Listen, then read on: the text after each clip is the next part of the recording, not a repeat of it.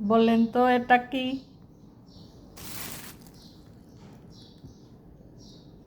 বলতে পারলে আমি সবার বাড়িতে একবার একবার করে যাব। খুবই পরিচিত জিনিস,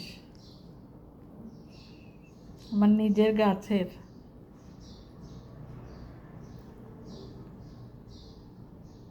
সবাই চিনেন, তো কমেন্ট করে বলতে হবে। যারা যারাই বলবেন আমি সবার বাড়িতে একবার করে যাব।